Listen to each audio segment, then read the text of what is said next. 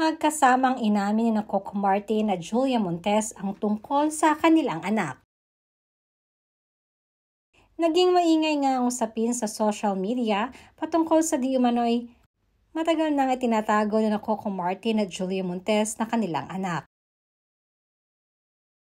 Matatandaang madalas na mapabalita ito, lalo na noong kasagsagan pa ng teleseryeng Ang Probinsyano, kung saan ay madami ang nagsasabi na may relasyon di umano si Yasi at si Coco.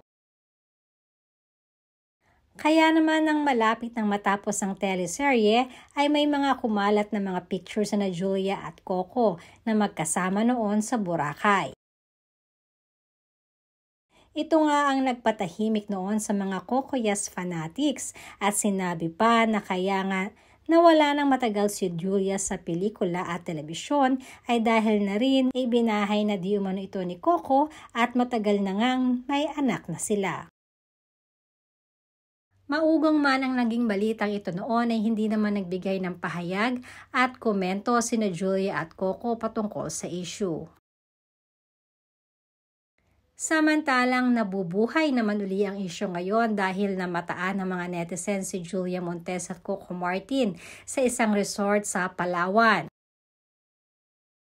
At noon nga ay may kasama itong bata na kamukhang-kamukha ni Coco at malaki din ang resemblance kay Julia Montes.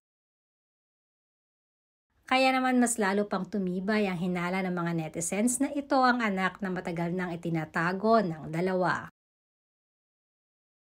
Hindi lang di umano ito ang anak ng dalawa at meron pang mas bata na kasama nila ng batang babae. Komento pa nga ng mga netizens na hindi di umano sila naniniwala na wala pang anak sina Coco at Julia dahil halata di umano sa katawan ni Julia na nanganak na ito. Kaya lamang ay madami rin na nagtataka kung bakit ayaw pa rin kumpirmahin ito ng dalawa. Gayong wala naman dapat pang itago at ikabahala dahil matagal na namang maiintindihan ito ng kani-kanilang fans.